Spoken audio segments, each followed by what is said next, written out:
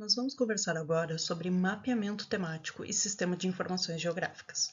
O mapeamento temático é uma das técnicas mais utilizadas para representar feições da superfície do terreno. Então, existe a cartografia sistemática ou topográfica, que é aquele produto geográfico, produto cartográfico, que tem a forma geométrica descritiva, que tem as características essenciais do território, como as curvas de nível, estradas, rios, as principais comunidades, e serve de base para a construção de outros produtos cartográficos.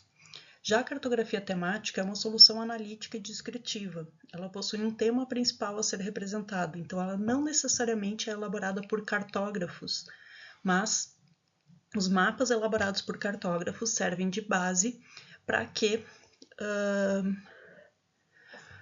que outros especialistas representem as suas áreas de estudo, né, em mapa, através do mapa temático. Quais são os elementos essenciais do mapa temático? Então, quando a gente representa feições, diferentes elementos ou fenômenos através de um mapa temático, a gente precisa colocar um título nesse mapa, que seja destacado no mapa, seja preciso e conciso, ou seja, a que aquele mapa se refere deve estar associado à imagem do mapa. Precisa ter uma legenda contendo todas as convenções utilizadas, todas as cores e símbolos utilizados, o que eles significam, por mais óbvio que seja. Tem que ter a base de origem, né? Qual foi o mapa original que serviu de base para esse mapa temático e quais são as fontes dos dados usados para gerar esse mapa. As referências, né? Em geral, se coloca ali a autoria, né? Quem elaborou o mapa, que data elaborou, para se ter uma referência, né? da atualização desse mapa. A indicação do norte é convencional também colocar, e uma noção de escala. Essa escala pode ser gráfica ou numérica. E quais são as variáveis utilizadas na representação temática? As principais variáveis são o tamanho, as tonalidades ou cores e a forma do símbolo. Então, tamanho, cor e forma. O tamanho do elemento, em geral, ele está associado a proporções, né? Algo pequeno representa pouco, algo grande representa muito.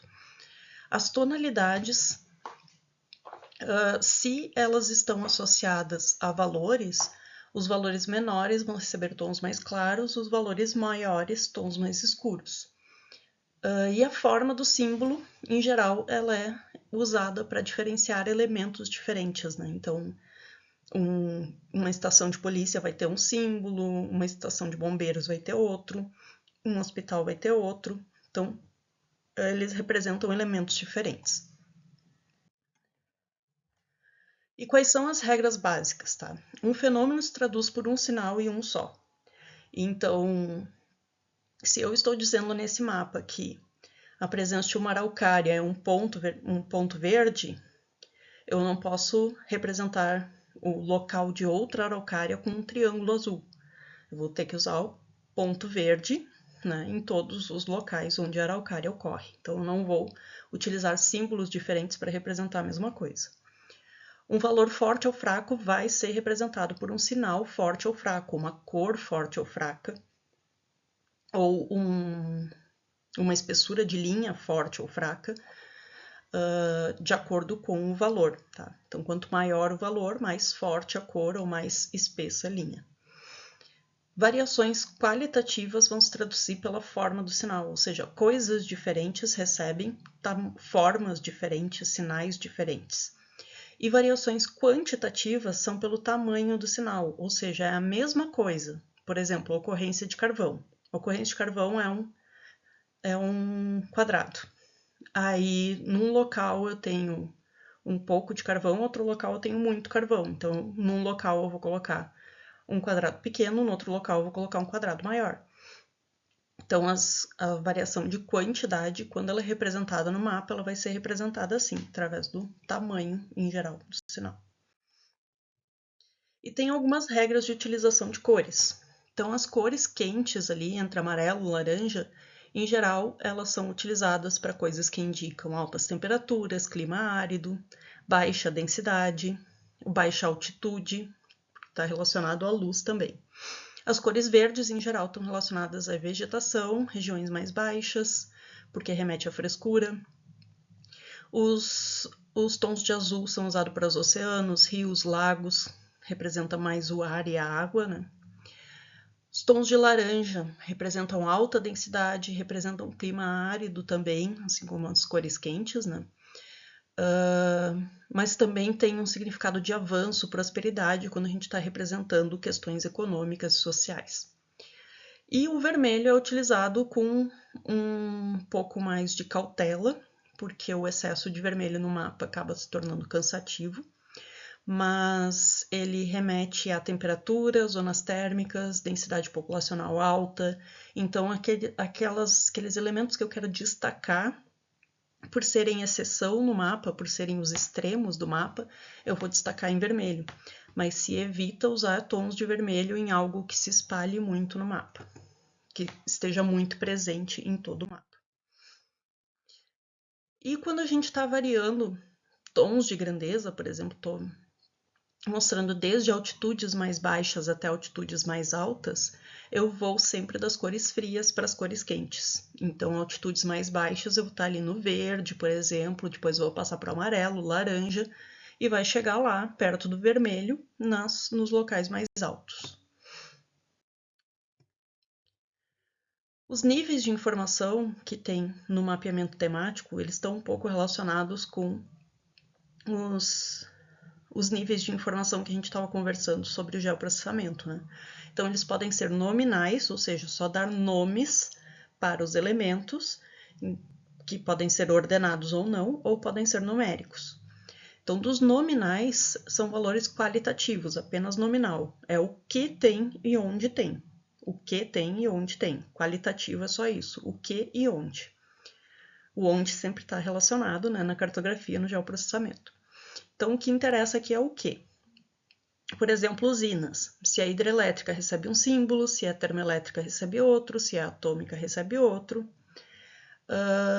Já tem a questão dos valores qualitativos, só que ordenados, né? Que envolvem uma hierarquia, uma ordem.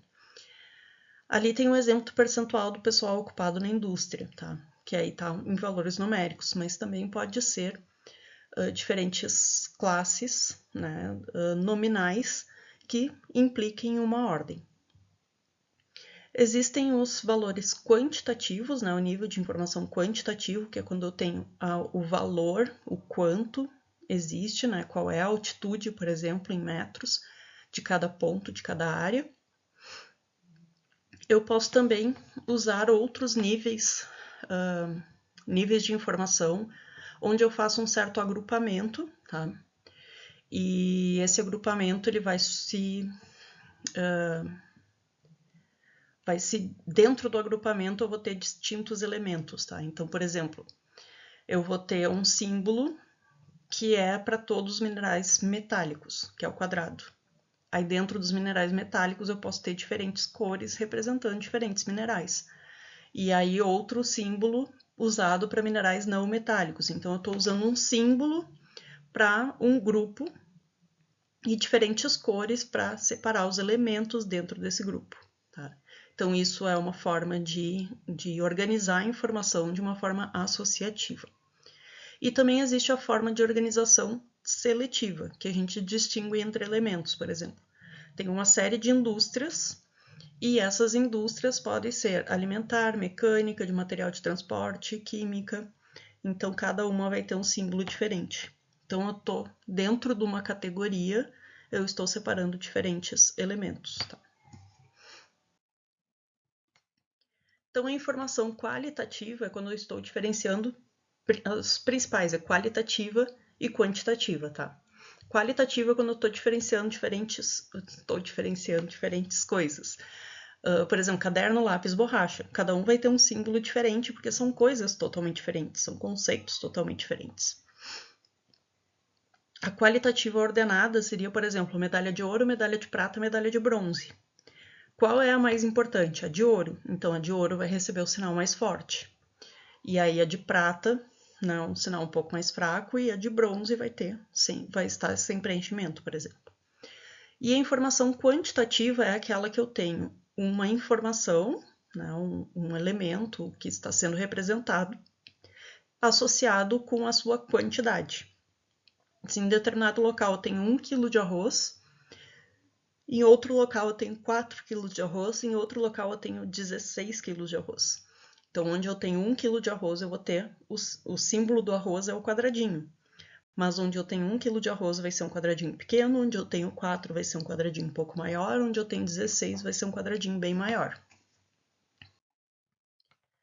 Então, o que é a representação qualitativa? São os elementos diferentes, né? Que tem o exemplo do petróleo e do diamante, mostrado em símbolos pictóricos, né? Símbolos que remetem à imagem do que aquele elemento se parece na realidade.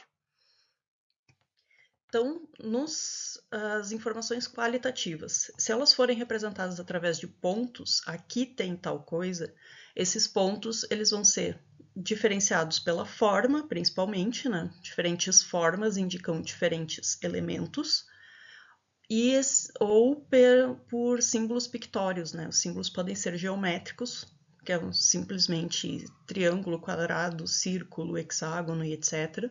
Ou podem ser símbolos pictórios, símbolos que remetem àquilo que é de fato, né? Como, por exemplo, um animal na pista sendo representado pelo contorno de um animal, trilha para ciclista sendo representado por uma bicicleta, e assim por diante.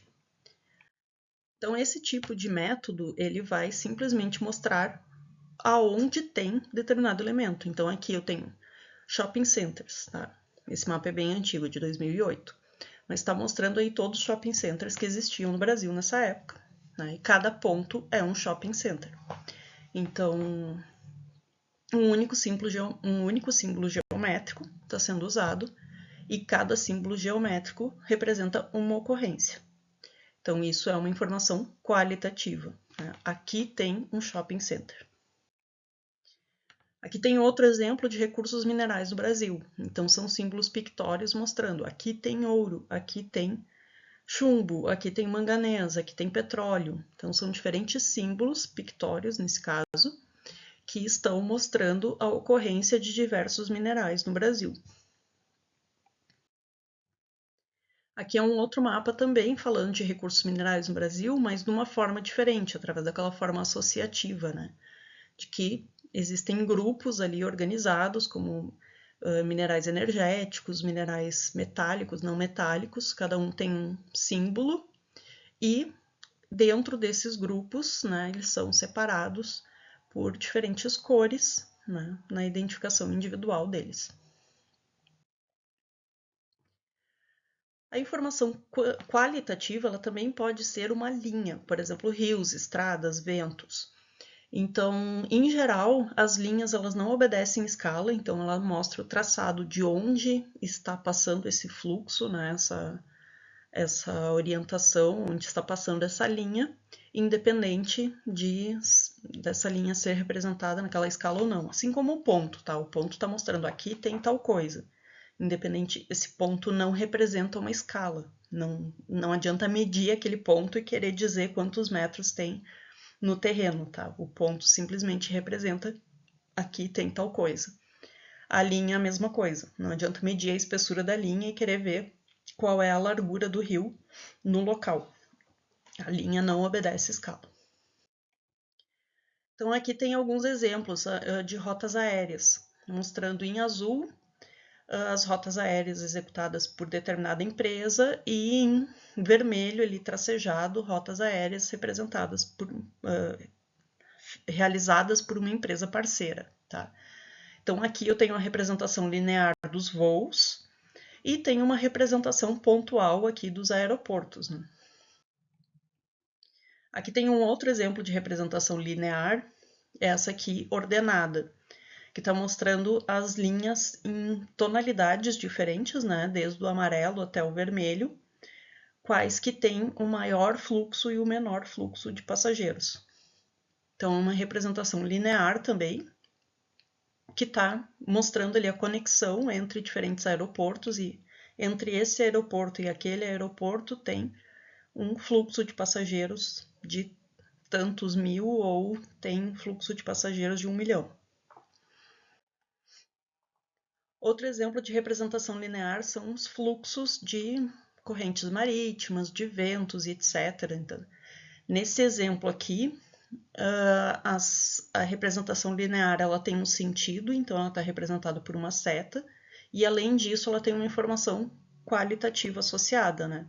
Onde é corrente marítima quente, está representado em vermelho, onde a corrente marítima fria, correntes frias, está representado em azul.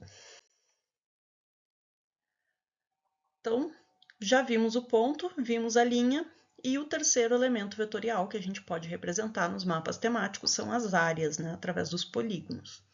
E como que a gente distingue essas áreas? Através de cores, o mais natural, pode ser também texturas ou repetição de padrões como elementos lineares.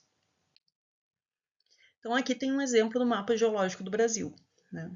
Na representação linear qualitativa, eu estou diferenciando características diferentes, né? Nomes diferentes. Então, aqui eu tenho, por exemplo, as idades das rochas. A rocha que é de determinada idade, ela recebe uma cor, a rocha de outra idade recebe outra cor e assim por diante. Aqui tem outro exemplo que é da população por estado no Brasil. Então, os estados menos populosos, que têm uma população menor, estão representados em cores mais claras. Aí os de população intermediária em cores laranja, né? E os mais populosos representados em cor vermelha. Então, vejam também que ele está obedecendo aquela gradação de cores como uma representação ordenada, né? Aqui outro exemplo que é o mapa dos biomas brasileiros. Então, nesse exemplo, a Amazônia está representada em verde, o Cerrado em amarelo, a Caatinga em rosa, sei lá que cor é essa, a Mata Atlântica num verde clarinho, o Pantanal num roxinho ali e o Pampa num amarelo bem claro. Então, diferentes cores representam diferentes nomes, diferentes biomas. Tá? Isso é uma representação de zonal, né? Uma representação de áreas qualitativa. Diferentes coisas recebem diferentes cores. Já a representação quantitativa é quando cada representação no mapa reflete uma quantidade e não só um nome, né? Então, se um ponto no mapa, uma linha no mapa, uma área no mapa representa uma coisa, aqui ocorreu tal coisa, aqui tem tal coisa, isso é uma representação qualitativa. Agora, quando um ponto no mapa, uma linha ou uma área está dizendo aqui ocorreram 10 coisas, aqui ocorreram 30 coisas, aqui ocorreram 50 coisas, se um ponto, uma feição, está associada a um número, aí essa informação é quantitativa. Nas informações quantitativas, eu preciso representar essa proporcionalidade. Né? Eu tenho, além do o que, onde, eu tenho o quanto, o qual é maior. Né? Então, eu tenho uma variação visual aí que entra, que está relacionada à quantidade. Então, os métodos quantitativos, eles vão ter um valor numérico que ele é calculado, né? E, na verdade, o software pode fazer esse cálculo para nós de representar quantidades diferentes, tá? Então, um dos métodos é as figuras geométricas proporcionais. Então, se eu quero representar que um ponto significa que tem carvão, tá? Ou um ponto significa que é um município. A quantidade, tá, um ponto significa que tem carvão. A quantidade de carvão que existe naquela jazida, naquele local, vai estar associada com o tamanho do ponto. Então, existir vários pontos de mesmo tamanho significa que cada ponto é uma ocorrência. Se existem vários pontos de tamanhos diferentes, significa que cada ponto tem a ocorrência relacionada a uma quantidade. Então, neste caso, eu vou ter tamanhos de pontos diferentes. Cada ponto vai representar um número, vai representar uma quantidade. Então, não é cada ponto representa uma ocorrência. Cada ponto representa 100 mil habitantes ou 750 mil habitantes. Então, esse é um exemplo da produção de soja no Brasil, também um mapa bem antigo, de 2005, mas representando em pontos menores, né, locais onde a produção de soja era menor, e círculos maiores, onde a produção de soja era maior. Esse exemplo do mapa de crescimento das capitais, ele dá cores diferentes para cada ano, e aí constrói o tamanho do círculo de acordo com a população. Então, se em 1972, qual era a população? Vai estar em tons mais claros, aqui são populações que cresceram em épocas mais antigas, né, em 1800 e alguma coisa, como por exemplo aqui o Rio de Janeiro. E onde predomina essas cores mais escuras, como por exemplo aqui no Distrito Federal, predomina as cores mais escuras, significa que a população toda, que esse município todo se desenvolveu em tempos mais recentes. Então a cor está relacionada com a idade. Mas o tamanho do círculo aqui, que é o que interessa, que a gente está falando de variações quantitativas, o tamanho aqui está relacionado com a população. Então, quanto maior o círculo, mais população tem aquela capital. Então, nós vemos aqui, por exemplo, São Paulo tem o círculo maior, porque é a capital mais populosa, seguida do Rio de Janeiro. Então, a gente tem capitais com uma quantidade ali, uma população muito pequena, como a capital do Tocantins. Outro método de representar quantidades através de pontos, né? Um é das figuras geométricas proporcionais, um diferente tamanho dos pontos. Outro é através da divisão das figuras geométricas, e aí eu represento percentuais diferentes. Então, por exemplo, aqui, um mapa da população economicamente ativa do Brasil. Então, já tem o tamanho do ponto ali relacionado a qual é a população economicamente ativa. Mas esse ponto de diferentes tamanhos, que já tá relacionado a uma quantidade, ele também está subdividido entre setor primário, terciário e primário, secundário e terciário. Aqui, ó, representando então esse de uma forma mais simples, né, o número de empregos na indústria de transformação da região aí do Coreia do Nordeste. Então a gente tem, por exemplo, Sananduva predomina, né, todas as indústrias existentes são de alimentação. Aí, Lagoa Vermelha, a gente tem que a indústria moveleira e a indústria de alimentação, né? Principalmente a moveleira, e a de alimentação também é importante. E Tapejara, a gente já observa uma diversidade maior de indústrias, né?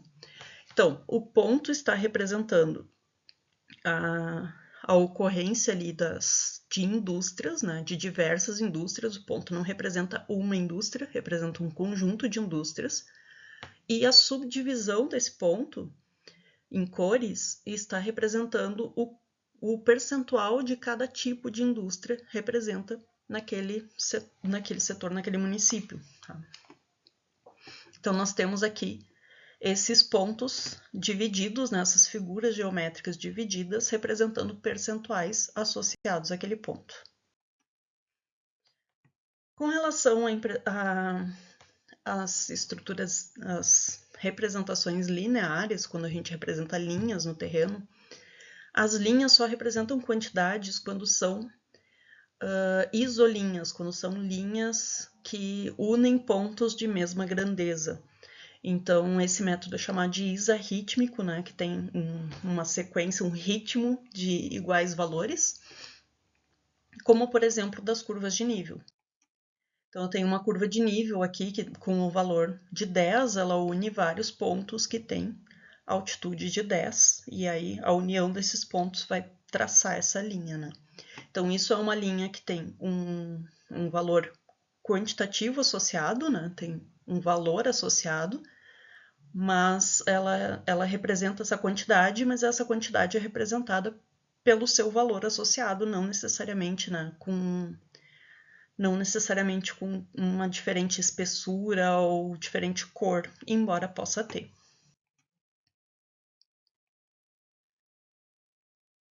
Então, nós temos aqui o exemplo da temperatura média anual, né? São várias linhas aqui, como por exemplo aqui no norte do país, tem uma isolinha aqui mostrando, né, associado ao número 26, significa que dentro dessa área tem uma temperatura média anual acima de 26 graus.